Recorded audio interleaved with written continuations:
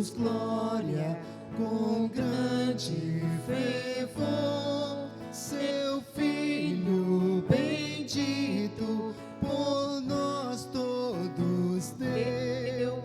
A graça concede ao mais vil pecador, abrindo-lhe a porta de entrada no céu. Exultai, exultai, vinde todos louvar a Jesus Salvador, a Jesus Redentor. A Deus demos glória, porquanto no céu seu Filho bendito por nós todos deu. Ó graça real, foi assim que Jesus, morrendo, seu sangue por nós derramou. Herança nos céus com os santos em luz, comprou-nos Jesus, pois o preço pagou.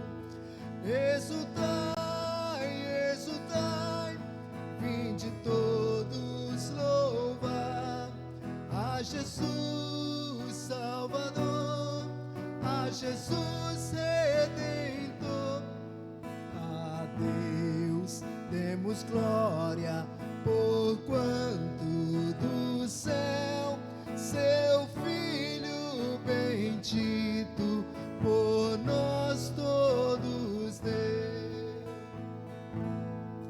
A crer nos convida tal rasgo de amor nos merecimentos do Filho de Deus.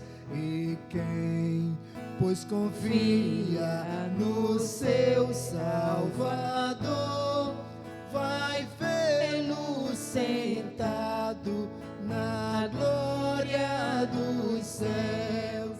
Exultai, exultai, vinde todos louvar a Jesus Salvador, a Jesus Redentor. A Deus demos glória, porquanto no céu seu Filho bendito por nós todos deu.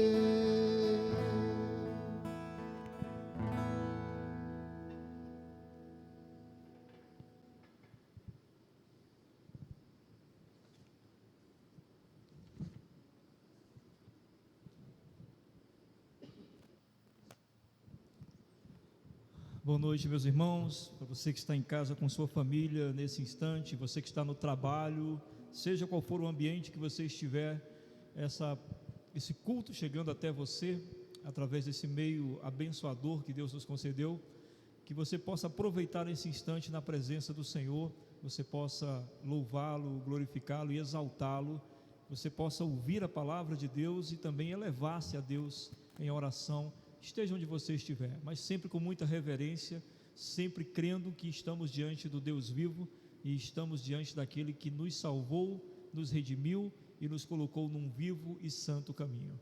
Quero convidar você, aí onde você estiver, a abrir sua Bíblia no Salmo 107, Salmo 107, para nós continuarmos adorando ao nosso Deus Todo-Poderoso. Salmo 107, nós vamos ler do versículo 1 em diante. Vamos ler do versículo 1 ao versículo 13 do Salmo 107. Diz então assim a palavra do Senhor: Rendei graças ao Senhor, porque Ele é bom, e a sua misericórdia dura para sempre. Digam-no os remidos do Senhor, os que Ele resgatou da mão do inimigo, e congregou de entre as terras do Oriente e do Ocidente, do Norte e do Mar. Andaram errantes pelo deserto, por ermos caminhos, sem achar cidade em que habitassem. Famintos e sedentos, desfalecia neles a alma. Então, na sua angústia, clamaram ao Senhor, e Ele os livrou das suas tribulações. Conduziu-os pelo caminho direito, para que fossem à cidade em que habitassem. Rendam graças ao Senhor, por sua bondade e por suas maravilhas, para com os filhos dos homens. Pois descedentou a alma sequiosa, e fartou de bens a alma faminta. Os que se assentaram nas trevas e na sombra da morte, presos em aflição e em ferros, por terem se rebelado contra a palavra de Deus e haverem desprezado o conselho do Altíssimo, de modo que lhes abateu com trabalhos o coração, e caíram e não houve quem os socorresse. Então, na sua angústia, clamaram ao Senhor, e Ele os livrou das suas tribulações, tirou-os das trevas e das sombras da morte, e lhes despedaçou as cadeias. Bendito, engrandecido seja o nome do Senhor, aquele que nos socorre. Temos vivido momentos muito difíceis atualmente, desde o ano passado. Completamos mais de um ano nesse nosso grande deserto que tem sido essa pandemia. Mas nós não podemos deixar de confiar no Senhor. Não podemos deixar de acreditar que o Senhor está nos conduzindo para algum lugar, de que Ele não nos desampara e de que há um propósito em tudo isso, pois Ele é Senhor sobre todas as coisas. Gostaria então que você orasse nesse instante comigo, crendo, confiando que nada está fora do controle do Senhor, tudo está em Suas gloriosas mãos. E como diz o texto aqui, na nossa angústia nós podemos clamar ao Senhor e Ele nos livrará de todas as tribulações. Você crê nisso? Se você crê, ore comigo. Senhor Deus, nós cremos na Tua piedade e misericórdia.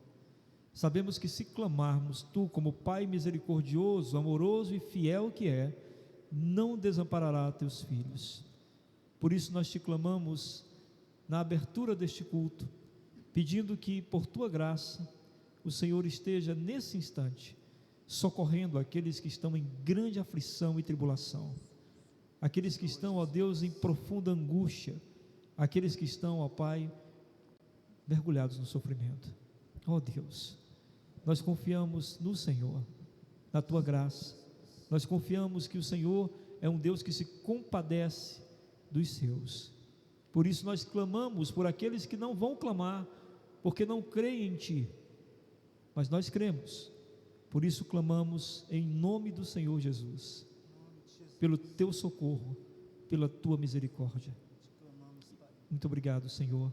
Muito obrigado, porque nós cremos que o Senhor já tem nos atendido tantas vezes, o Senhor já tem nos guardado, o Senhor já tem nos livrado, o Senhor tem nos dado tanta graça, que nós nem sabemos como ser gratos. Bendito seja Teu nome, engrandecido seja Teu nome.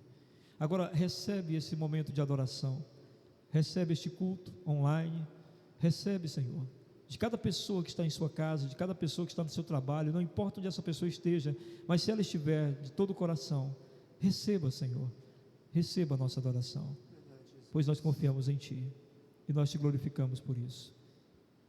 Amém. Que Deus seja bendito, meus irmãos.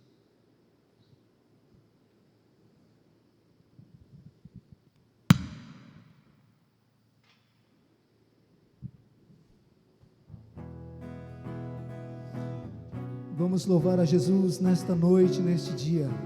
Glória a Deus. Jesus é bom.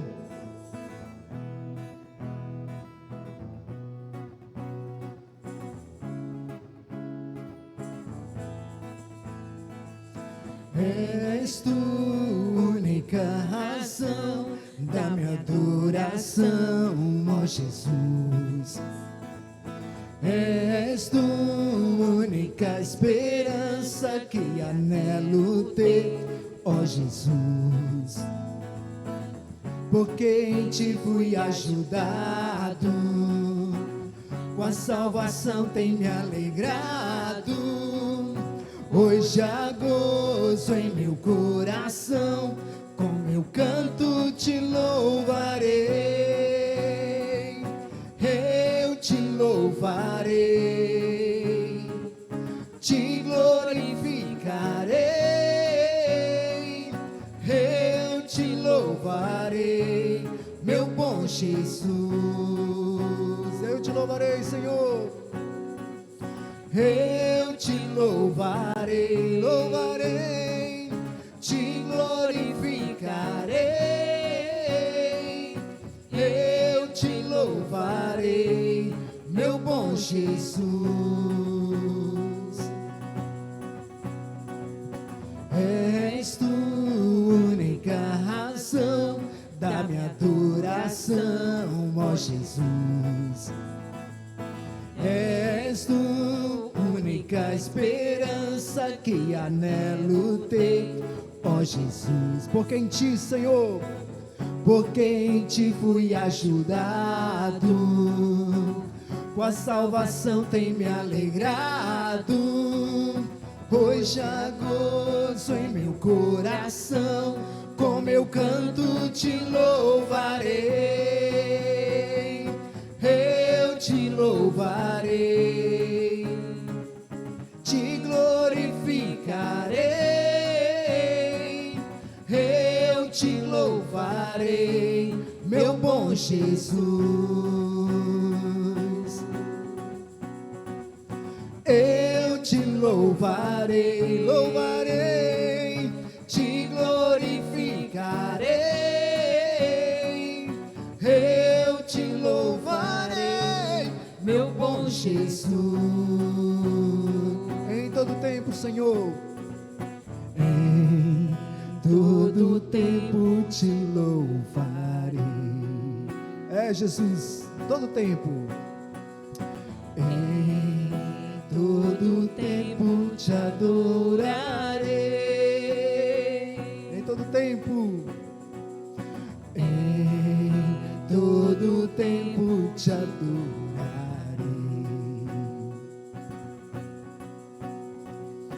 Em todo tempo te adorarei. Eu te louvarei, te glorificarei. Eu te louvarei, meu bom Jesus. Aleluia. Eu te louvarei, louvarei, te glorificarei. Eu te louvarei, meu bom Jesus.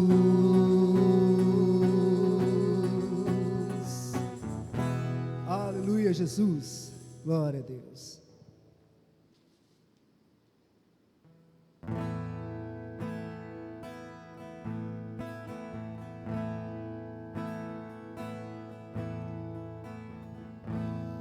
Há um caminho para a adoração, há uma porta que tem que se abrir.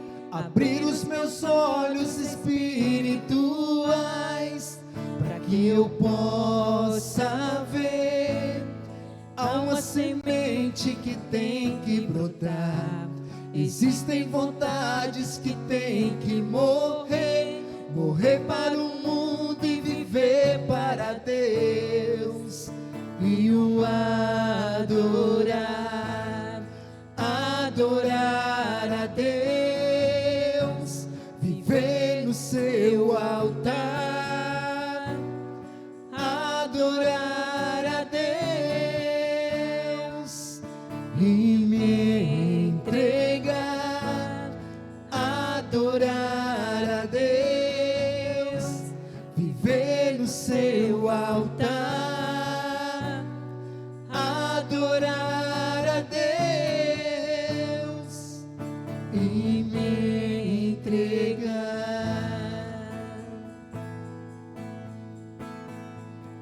Há um caminho para a adoração. Há um caminho para a adoração. Há uma porta que tem que se abrir. Abrir os meus olhos espirituais, para que eu possa ver. Há uma semente que tem que brotar. Existem vontades que tem que morrer. morrer para o mundo e viver para Deus, e o adorar, adorar a Deus, viver no seu altar, adorar a Deus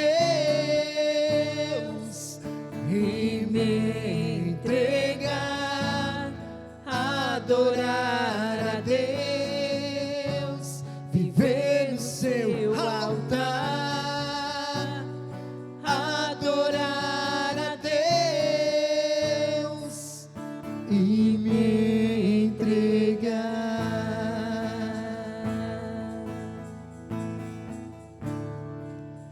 e me entregar,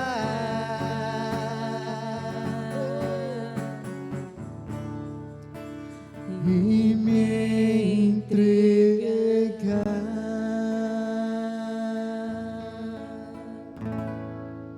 Amém.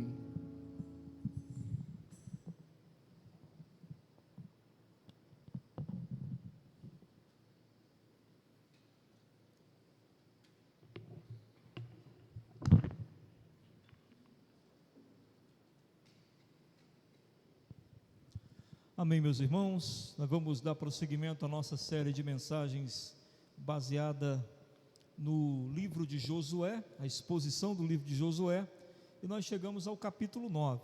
Nós vamos orar ao Senhor, pedir que o Senhor se compadeça de nós mais uma vez e use sua palavra para nos abençoar grandemente nesta noite.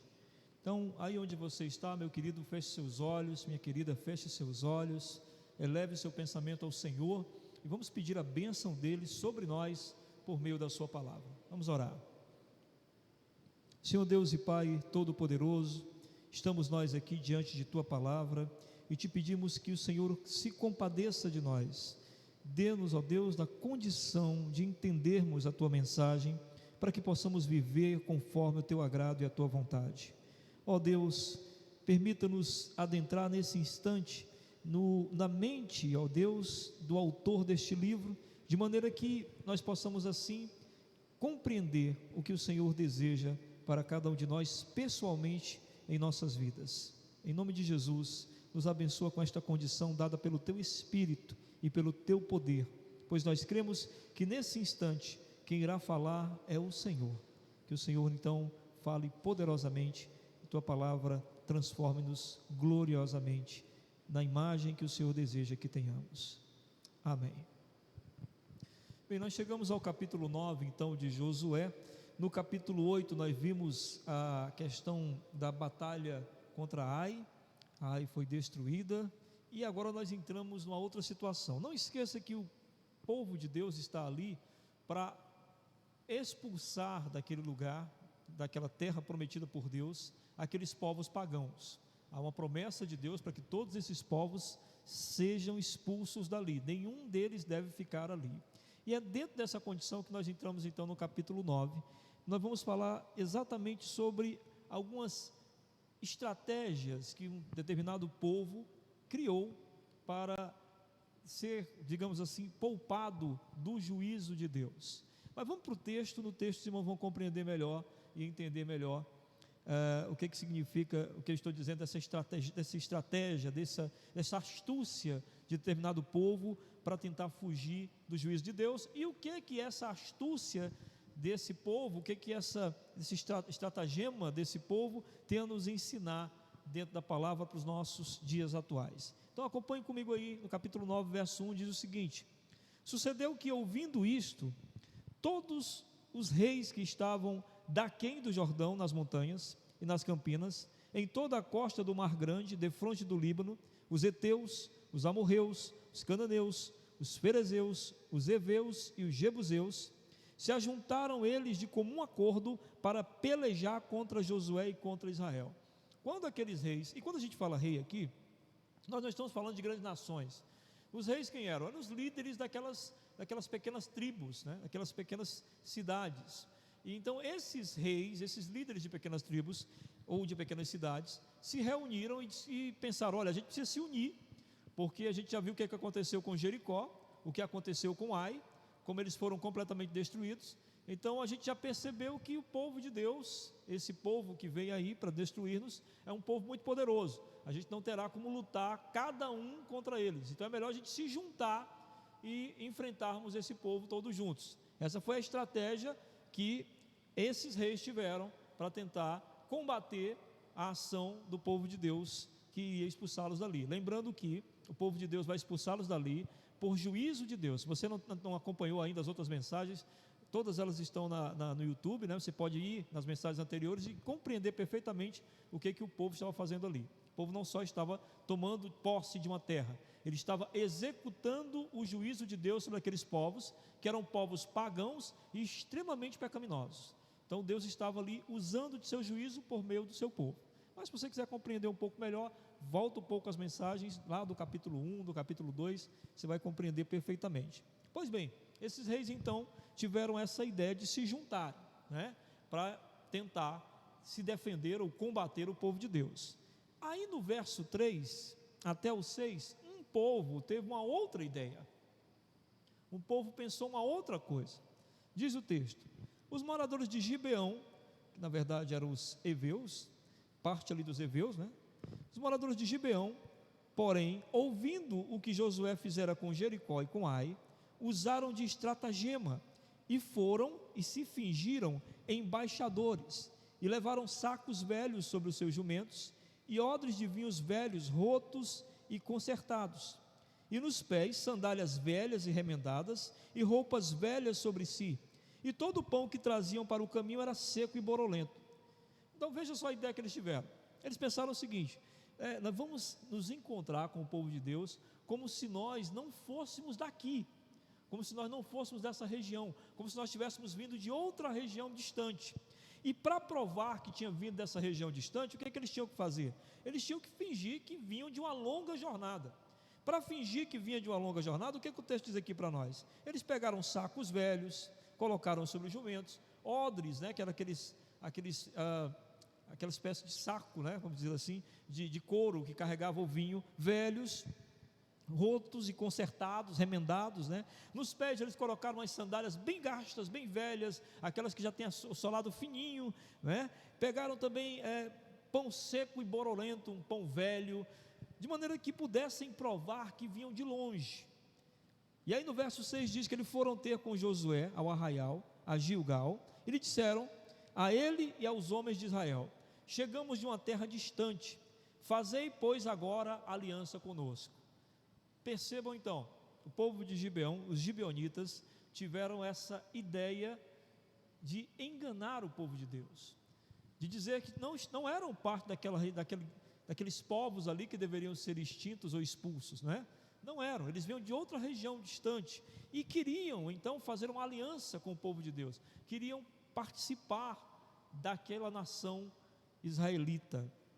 Aí no verso 7 diz que: e os homens de Israel responderam aos heveus: porventura habitais no meio de nós? Como pois faremos aliança convosco? Então disseram a Josué: somos teus servos. Então lhes perguntou Josué: quem sois vós? De onde vindes?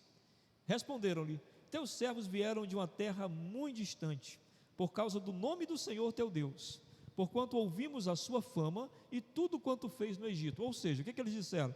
A gente veio de longe porque a gente ouviu falar do teu Deus.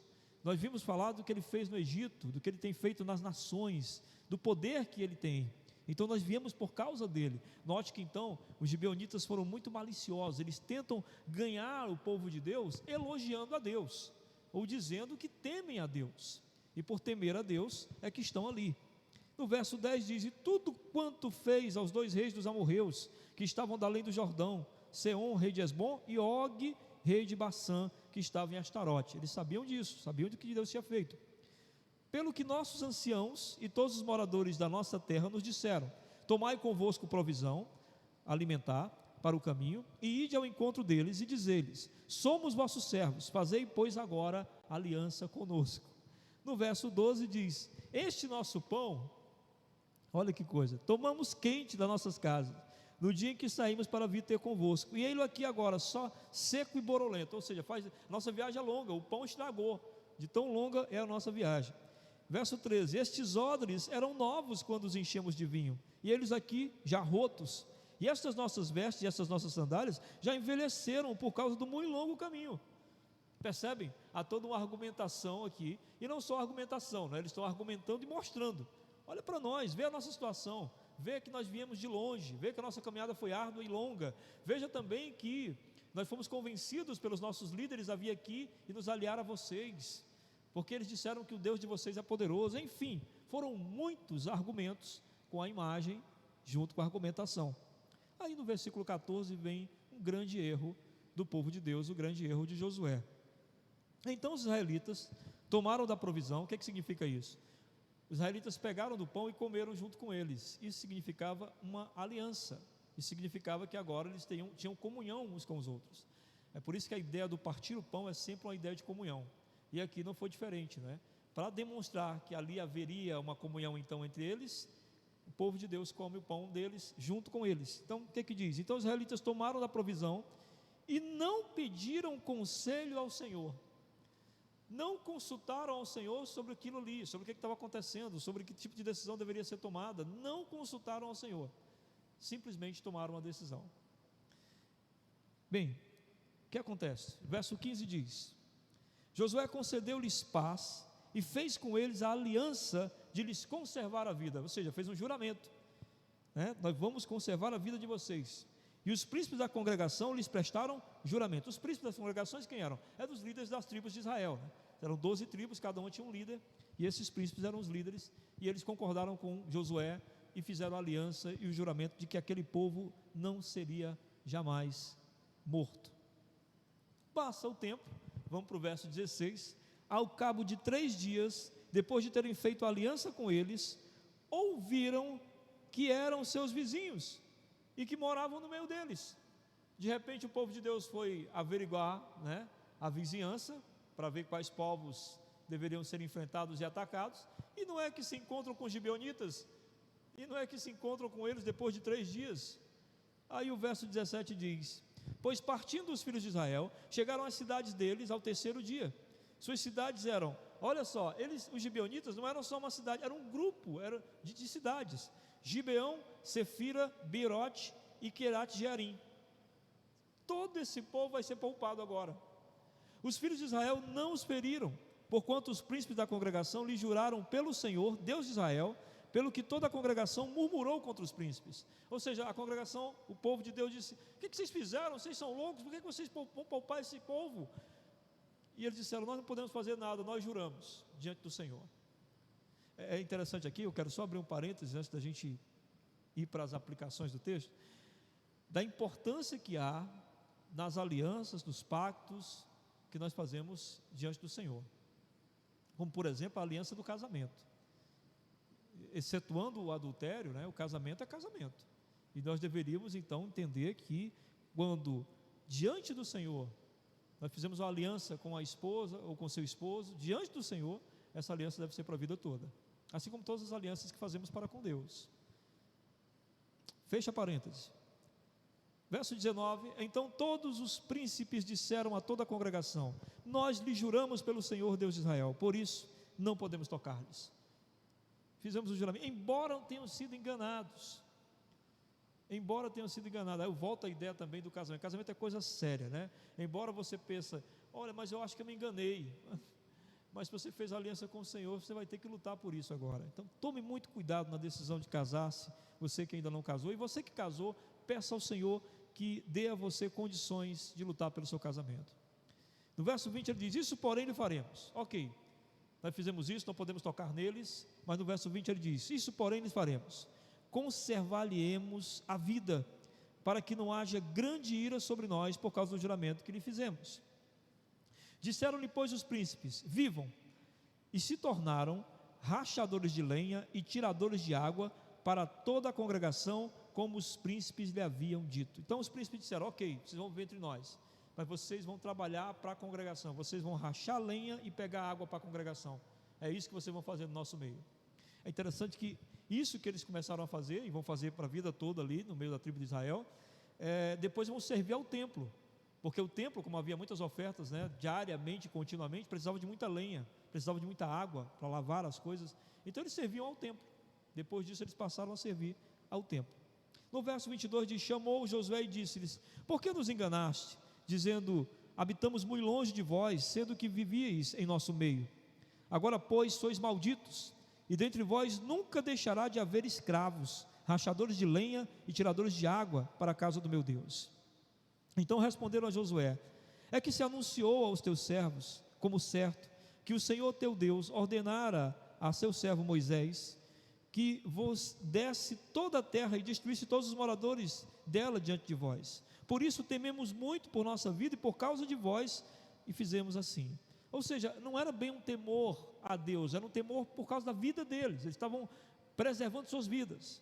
Nós não podemos ter os gibeonitas como exemplo de quem busca a Deus, né? Porque na verdade eles estavam buscando a Deus, eles estavam buscando escapar da morte, e é preciso ter muito cuidado com isso. A diferença entre buscar a Deus e fugir da morte são coisas distintas, por incrível que pareça. E aí no verso 25 diz: eis que estamos na tua mão, diz os gibeonitas, trata-nos segundo te parecer bom e reto. Assim lhes fez e livrou-os das mãos dos filhos de Israel, e não os mataram. Naquele dia Josué os fez rachadores de lenha, tiradores de água para a congregação e para o altar do Senhor, como eu disse, para servir ao templo, né? Até o dia de hoje, no lugar que Deus escolhesse. O dia de hoje é lógico, o dia que o escritor do livro de Josué escreveu esse livro. Então assim, a gente começa a pensar sobre a forma que os gibeonitas conseguiram adentrar no meio do povo de Deus, a astúcia, né, a artimanha com que eles conseguiram entrar no meio do povo de Deus. E pensando sobre isso, sobre essa ação dos gibeonitas, a gente pensa: que lição isso pode ter para nós? Olha, tem uma série de lições que podemos tirar desse texto, é um texto muito rico em lições, mas eu quero fazer uma seguinte perspectiva para nós. Assim como os gibeonitas usaram de astúcia para entrar no meio do povo de Deus, assim também o diabo faz o mesmo para entrar no meio do povo de Deus, para agir no meio do povo de Deus, para agir em nossas vidas. Os gibeonitas eram inimigos que vieram disfarçadamente, e o diabo não é diferente. Então eu vejo alguns pontos que podem se relacionar com a ação do diabo adentrando no meio das nossas vidas, no meio do povo de Deus. A primeira delas é a questão da aparência. Você viu que os gibeonitas usaram da questão da aparência, né? Eles se vestiram de maneira esfarrapada para comprovar que tinham vindo de longe, que não eram ali daquela região, que não eram ali daquele lugar, mas tinham vindo de bem longe. Os versículos 3 ao 6 diz exatamente isso. E o que acontece? Quando o povo vê aquilo, quando Josué e os líderes veem aquilo, é uma coisa que se está vendo. Então não tem muito como se duvidar, porque se estava vendo, né? Estava diante dos olhos deles, e eles imediatamente se deixaram levar pela aparência. E isso não é diferente de maneira alguma do que o diabo costuma fazer. Eva, diante da serpente e do fruto proibido, vocês lembram? O que atraiu primeiro Eva para a conversa? É que a serpente falava. E a segunda coisa que atrai Eva é o próprio fruto, que me parece que Eva nem tinha prestado atenção direito, mas o diabo leva a prestar atenção no fruto. Ou seja, o diabo tem essa astúcia de levar aqueles que pertencem ao Senhor a serem envolvidos pela aparência. Em 2 Coríntios, no capítulo 11, do verso 14 e 15, o apóstolo Paulo diz que o diabo se veste de anjo de luz. E sabe do que ele está falando naquele contexto? Naquele contexto ele está falando sobre um grupo de líderes que surgiram ali na igreja de Corinto. Esse grupo muito polido, esse grupo muito moralista, esse grupo muito religioso, estava se voltando contra o apóstolo Paulo. E o apóstolo Paulo diz isso: mas eu não me impressiono, diz ele lá em 2 Coríntios, no capítulo 11, versos 14 e 15, eu não me impressiono, porque até o diabo se veste de anjo de luz. Ou seja, aqueles líderes estavam assumindo uma postura moral, ética e religiosa, mas na verdade estavam sendo usados pelo diabo. Percebe? Há muita questão do diabo usar a aparência para confundir os servos de Deus. Nós somos um mundo que valoriza absurdamente a aparência, valoriza mais do que tudo. Não é difícil ser enganado por uma bela imagem ou por uma imagem que inspire piedade, né? Eu vi certa vez uma história absurda de uma mulher em São Paulo que fingia ser mendiga durante o dia e no final, à tardinha, à noite, ia para casa de carro. Ou seja, não é difícil enganar pela imagem. Também eu acho que você já ouviu muitas histórias de assaltos que são realizados por pessoas bem afeiçoadas, bem vestidas, com roupas de marcas caras e que ninguém imaginava que seria um assaltante. Ou seja, nós estamos num mundo que ajuda o diabo a astutamente nos enganar pela aparência, porque é um mundo que se vale demasiadamente da aparência. A segunda coisa no texto é que nós vemos do verso 7 ao 13 a argumentação dos gibeonitas. Eles argumentam, eles explicam para Josué e para os líderes de onde eles vieram, porque eles estão assim, e aí eles justificam mostrando as coisas, eles dizem, olha só, olha para a nossa sandália, olha para nossas roupas, olha para o pão que a gente trouxe, já está envelhecido do tamanho da caminhada que nós trouxemos. Enfim, eles trabalham toda uma argumentação para convencer Josué e os príncipes de Israel. Não é diferente a ação do diabo. O diálogo de Satanás com Eva é que parece ter feito o fruto, aquele fruto proibido, se tornar irresistível. Se você ler o texto lá, no capítulo 3, você vai ver que o diabo começa a argumentar com Eva, e de repente quando Eva olha para o fruto, diz que o fruto era bonito, era desejoso, era isso e aquilo, o que parece que a argumentação do diabo fez com que os olhos passassem a ver de maneira diferente. A argumentação dos gibeonitas fez com que os príncipes de Josué vissem aquilo de maneira diferente, de maneira aceitável. O diálogo do diabo com Jesus, por exemplo, é outra forma de tentativa de persuasão, tentativa de convencimento, por meio do quê? Das Escrituras Sagradas. O diabo argumenta com Jesus em Mateus capítulo 4, não um argumento vazio ou comum, ele cita as Escrituras, ou seja, o diabo gosta, tem prazer de tentar convencer por argumentações. Os adversários do Evangelho na história da igreja, em toda a história da igreja, todas as heresias que já surgiram na igreja durante todos esses anos, elas sempre foram elaboradas de maneira que os argumentos eram plausíveis e teoricamente sensatos. Sempre eram bons pensadores no meio da heresia. Ou seja, o diabo tem suas argumentações. Uma das estratégias do inimigo hoje, em nossos dias, é o diálogo unilateral, ou seja, que só aborda um lado. Nós vivemos num momento onde o diálogo está cada vez mais unilateral. Pessoas só querem ser ouvidas e ouvir o que lhe agrada. Esse é o nosso momento. É exatamente aquilo que Paulo fala a Timóteo, em 2 Timóteo capítulo 4, dos versos 3 ao 4, que diz assim: porque virá tempo em que não suportarão a sã doutrina, mas tendo comichão nos ouvidos, amontoarão para si doutores conforme as suas próprias concupiscências, e desviarão os ouvidos da verdade, voltando às fábulas, às invenções. Ou seja, cada um quer ouvir somente o que quer ouvir, e cada um busca ouvir somente o que lhe agrada. É isso que Paulo disse que haveria nos últimos tempos, e é isso que nós temos constatado nos últimos tempos. Então talvez você se pergunte, como é que tem funcionado a argumentação do diabo em nossos dias? Porque a argumentação do diabo na Idade Média, ou a argumentação do diabo na igreja primitiva, ou a argumentação do diabo lá no Antigo Testamento, era de uma forma. A argumentação em nossos dias tem sua forma diferente. Por exemplo, há esses que se fecham, não é? Numa redoma daquilo que acreditam, impossibilitando qualquer tipo de diálogo contrário. E se você impossibilita qualquer tipo de diálogo contrário, é impossível que a verdade, a suprema verdade, a verdade revelada nas Escrituras, a verdade revelada no Evangelho, chegue até você, porque você já se fechou na redoma daquilo que você acredita. Se você não abre para o diálogo, você nunca vai ser conduzido ao conhecimento do Evangelho. A argumentação demoníaca dos nossos dias é exatamente isso. É uma fala que não permite contra-argumentação. Cada um tem a sua própria verdade, cada um abraça a sua própria verdade, cerca-se dela, cerca-se de quem pensa do mesmo jeito, e não se abre jamais para a possibilidade de sua verdade ser incompleta ou não verdadeira. É essa a estratégia do diabo.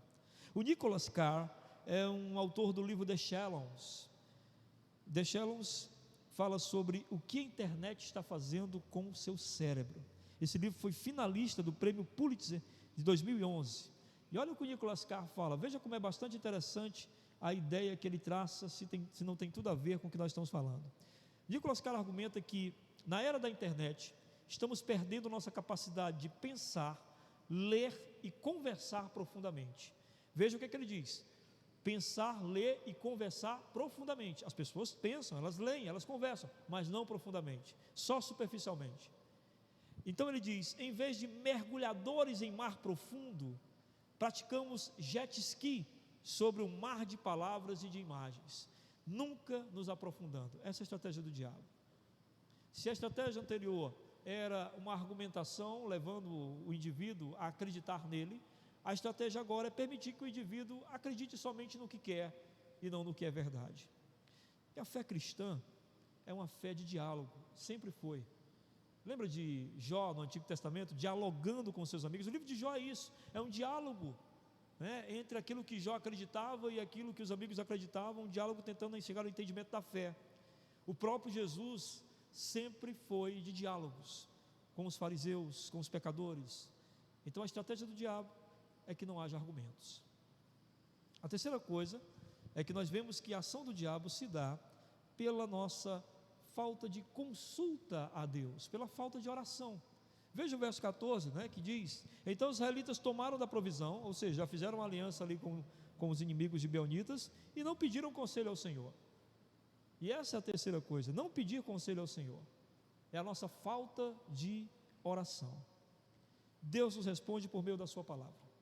Se Josué tivesse perguntado a Deus em oração, ele teria lembrado da palavra de que o Senhor falou anteriormente, lá no capítulo 1, lá no capítulo 2, de que todos aqueles povos que ali estivessem deveriam ser expulsos ou eliminados, destruídos, mesmo que esses povos chegassem depois. Todos que estavam em Canaã e não fossem do povo de Deus deveriam ser destruídos. Acordos não poderiam ser feitos como esse acordo foi feito. Veja bem, irmãos, a palavra de Deus é o nosso único meio de vencermos o diabo. Por meio da obediência e total submissão a ela, é que nosso Senhor Jesus venceu o argumento do diabo em Mateus capítulo 4. Então a nossa oração, ela deve ser movida pela palavra. Nós devemos orar de acordo com aquilo que conhecemos das Escrituras. A nossa oração deve ser movida pela palavra. E aí, ao mesmo tempo que a gente ora de acordo com o que a gente conhece da palavra, enquanto nós oramos, a oração nos leva ao encontro da palavra. Ou seja, a oração, na verdade, somos nós centrados na palavra. E a palavra nos dando direção daquilo que deve ser feito, das decisões que devem ser tomadas. A oração precisa buscar em Deus a resposta, certificando-se de que a resposta não veio da nossa consciência, mas da palavra. Certificando de que quando a gente estava orando, a gente lembrou da palavra, de algo que a palavra diz sobre aquilo que queríamos decidir. Então não esqueça disso.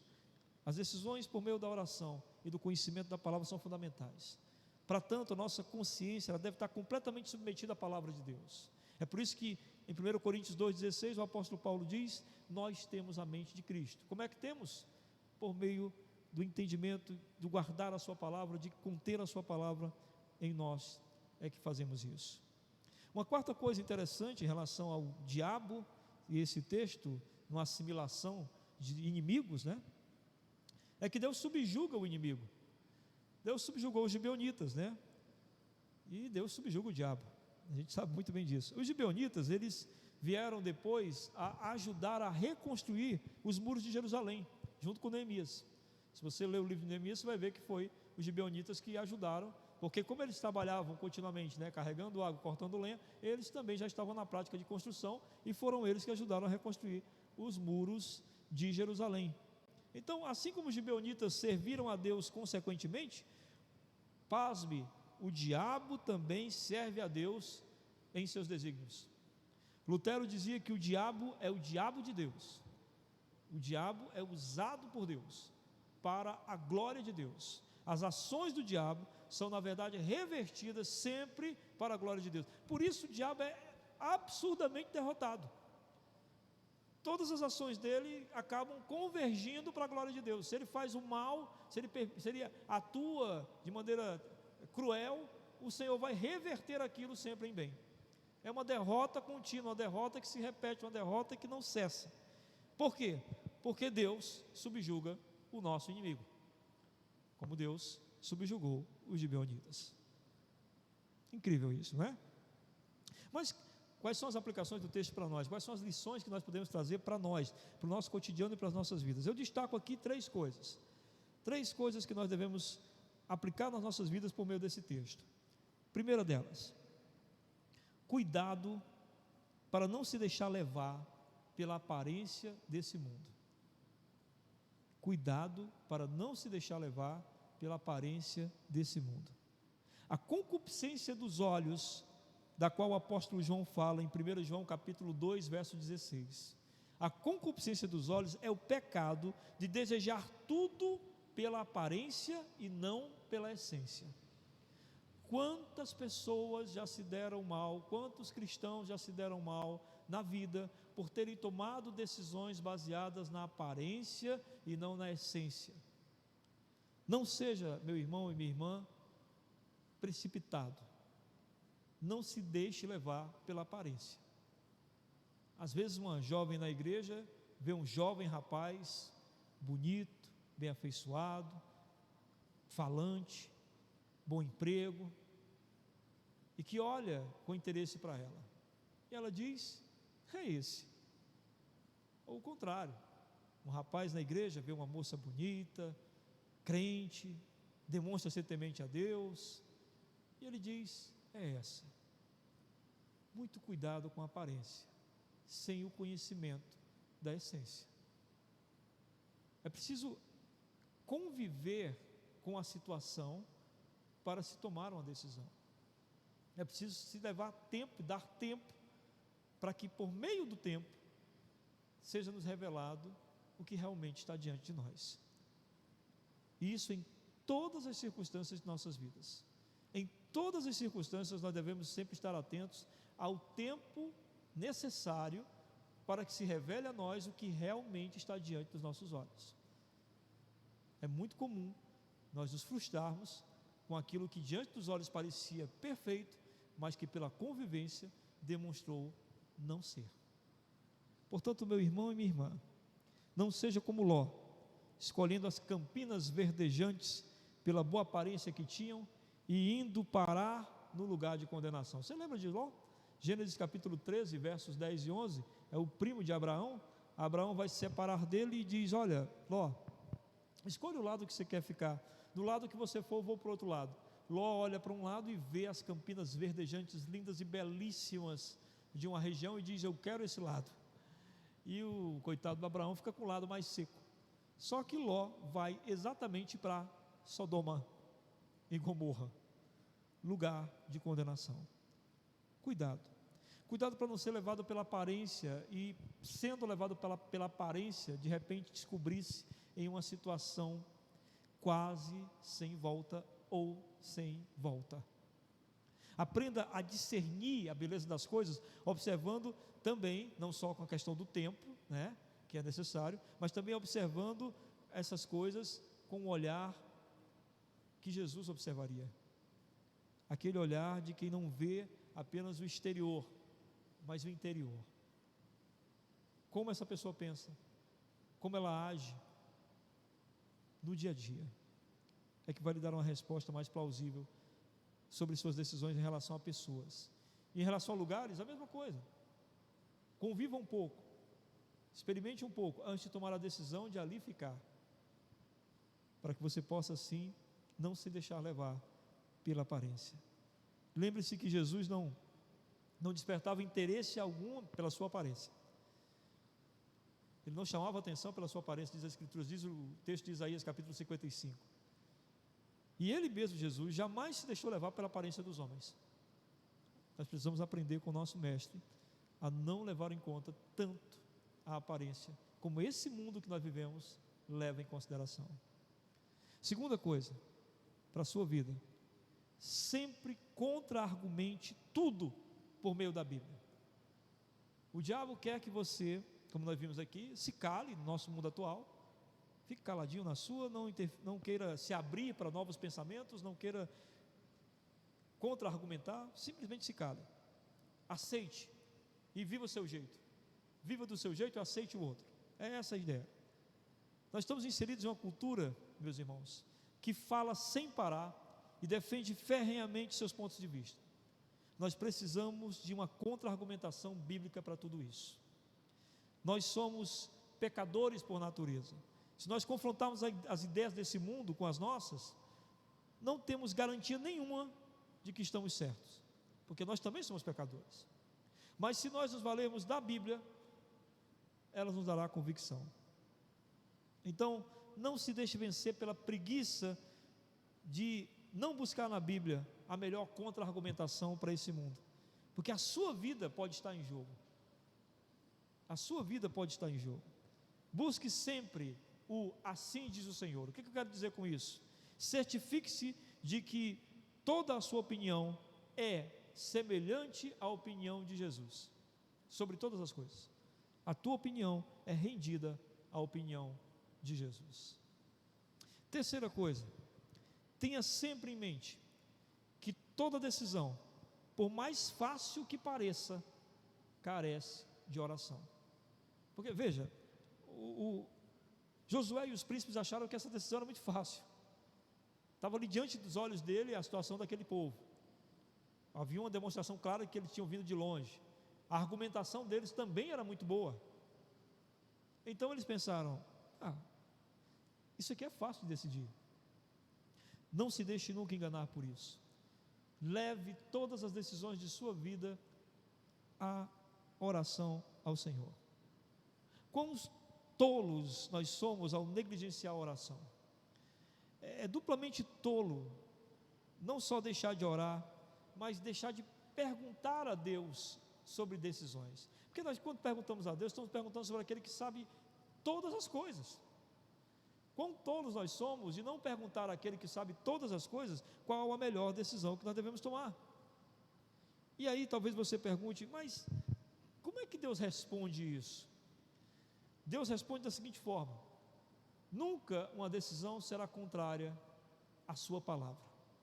Nunca uma decisão será contrária à palavra de Deus. Toda decisão que você for tomar, que você perceber que há ali um mínimo contrário à palavra de Deus, fuja disso.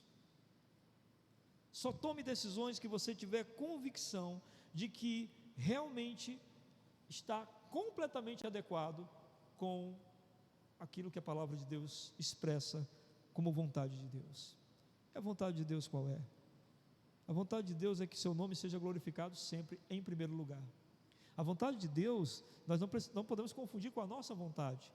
Às vezes aquilo que nós dizemos, isso vai me dar muita alegria, mas também desonrará muito ao Senhor. Isso me dará muito prazer, mas desonrará extremamente ao meu Deus. Isso me dará uma espécie de felicidade, mas me tirará completamente da comunhão com o meu Deus. Então é preciso estabelecer sempre essa régua de fé e prática, de que aquilo que decidimos é aquilo que vai honrar mais ao Senhor, que vai glorificar mais ao Senhor e que vai nos trazer para mais perto dEle.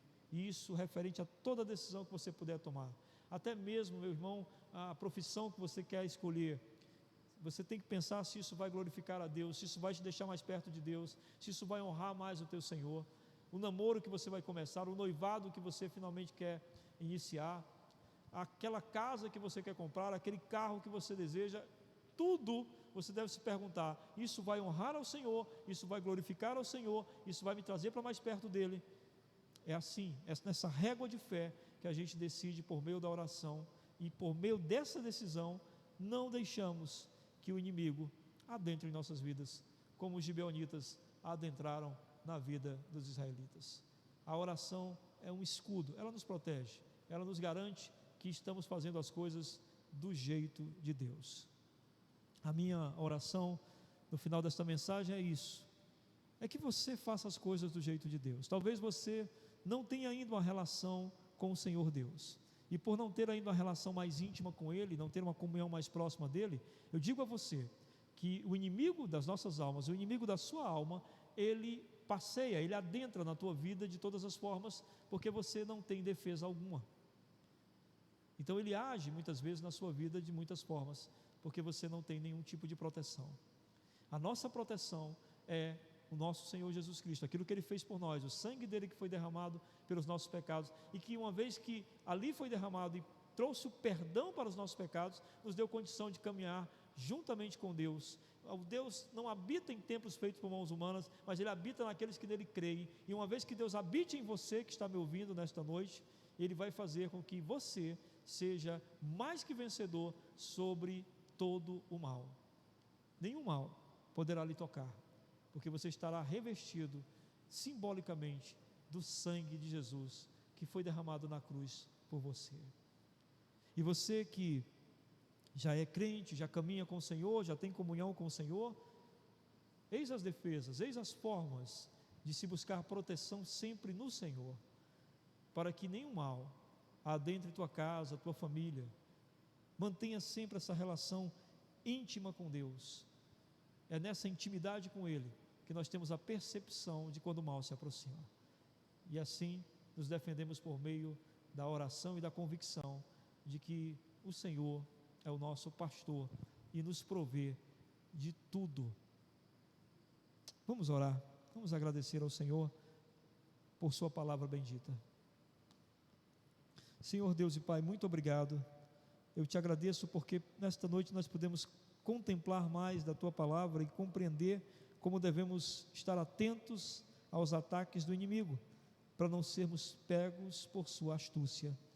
Nós confiamos em Ti e sabemos que o Senhor está sempre conosco, e nós podemos recorrer ao Senhor para nos livrar sempre de toda ação astuta do maligno.